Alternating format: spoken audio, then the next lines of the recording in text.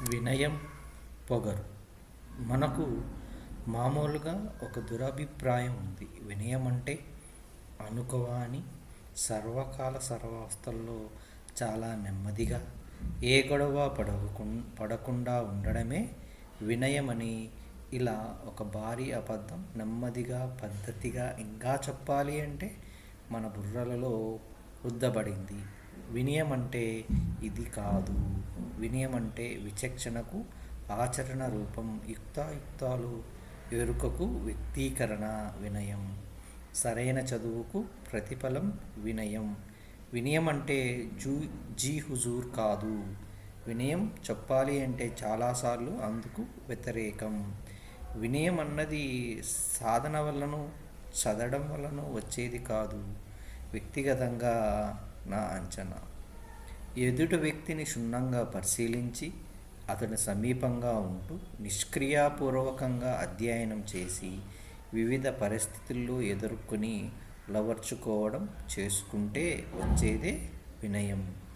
వినయం అన్నది విద్య, అధ్యయనం. 9 ఏళ్ల వయసులో పిల్లవాడు తల్లిదండ్రులు వదిలేసి ఎక్కడో గురువు దగ్గరకు పంపి గురువు దగ్గర ఏళ్ల తరబడి చదివించడం, విద్యను పర్యవసానమైన వినయాన్ని అందులో అంతర్గతంగా విచక్షణకు నేర్పడానికి. అదే భారతీయ విద్యా విధానం ఒకప్పుడు. పర్యవసానంగా ఒక స్పష్టమైన వినయం, అంతర్గత విచక్షణ ఏర్పడి పోయేవి. బలి ఒక గొప్ప మహారాజు, ప్రహ్లాద మనవడు. ఈ బలి చక్రవర్తి దేవానయ యుద్ధంలో దేవతలు ఒక ఆట ఆడుకున్నాడు. ఈయన దేవుళ్ళను ఎలా కుల్లబొడిచాడో వివరంగా విజయ చంపుపు అనే కావ్యంలో కవి వర్ణిస్తాడు. ఆ కవి పేరు నీలకంఠ దీక్షితులు. అలా దేవతలను కుల్లబొడిచి బలి తదనంతరం ఒక యాగం తలపెట్టాడు. తన గురువైన శుక్రాచార్యుని ఆధ్వర్యంలో ఆ యాగంలో యాచకుని విష్ణువు వచ్చాడు. వచ్చినవాడు విష్ణుమూర్తి అంశమని తెలిసిన బలి అతన్ని ఎదుర్కోడు, మోసం చేయడు. ఇది విచక్షణ. అది వరకు దేవతను గెలిచిన బలి తన అహానికి వ్యతీతంగా ఆలోచించడం నిజానికి పైకి అనుకున్నంత సులభం కాదిది. ఫలితం ఏమిటంటే ఆ విష్ణు చక్రవర్తి రాజ్యంలో పాతాళలోకంలో ఆయనకు కాపలాగా జీవితాంతం పనిచేశాడు. అంటే చివరికి బలియే లాభపడ్డాడు. శ్రీకృష్ణుడు మహాపరాక్రమవంతుడని చెప్పే పని లేదు. అంతటి మహనీయుడు ఒక సందర్భంలో ఎవరో శత్రువు తరిమితే యుద్ధం చేయక పారిపోయి ఒక గుహలో అడుగు పెడతాడు. ఆ గుహలో యోగ నిద్రలో ఉన్న మరొక మహనీయుడు నిద్రలేచి శ్రీకృష్ణుడి శత్రువును దహిస్తాడు. ఒక దుర్మార్గుడు దుర్మార్గాన్ని జయించడం తన పరాక్రమ ప్రదర్శన అనుకుంటే గొప్ప విషయాన్ని పరమాత్మని కంటే ఇంకొకరికి తెలుస్తుంది. శ్రీకృష్ణుడు ఆ కారణం మీదనే రన్ చోడ్ అని పిలుచుకుంటారు కొందరు భారతీయులు.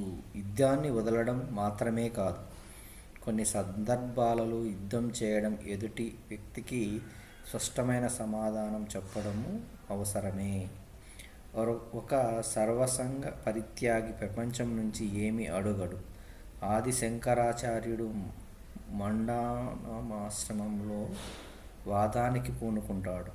అంటే తత్వార్థాన్ని ప్రపంచంలో చాటి చెప్పడమే పద్ధతి. అది వినయం అంటే జీ హుజూర్ కాదు, ఆత్మవిశ్వాసం అంశ కూడా.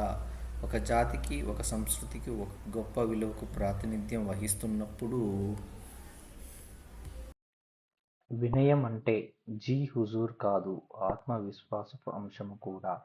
ఒక జాతికి, ఒక సంస్కృతికి, ఒక గొప్ప విలువకు ప్రాతినిధ్యం వహిస్తున్నప్పుడు దానికోసం యుద్ధం చేయటం హింస, దౌర్జన్యం కానే కాదు. నిజానికి అది తనకు ఏర్పడిన అస్తిత్వం పట్ల కృతజ్ఞతయే అవుతుంది.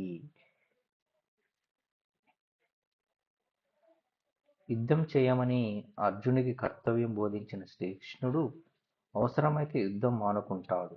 అలా అని పిరికితనం నూరిపోయడు. పైగా అర్జునుడు తీవ్రంగా మందలిస్తాడు. యుద్ధం చేయించి చాణక్యుడు తన అవసరాన్ని తీరిన పిదప ఆశ్రమ జీవితానికి వెళతాడు. వినయం జీ హుజూర్ కాదు, వినయం అంటే కపటత్వం చూసి చూడనట్లు ఉండడం కాదు. వినయం అంటే అవసరమైన చోట అస్తిత్వం కోసం తలపడటం, అవసరం లేని చోట తప్పుకోవడం, దరిమిలా ఎప్పుడు అవసరమో గుర్తెరిగి ఉండడం. అదే విచక్షణ.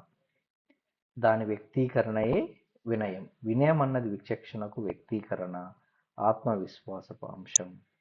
సరైన విద్యకు పర్యవసానం. వ్యక్తిత్వ నిర్మాణాన పనికి వచ్చే ప్రధాన పనిముట్టు.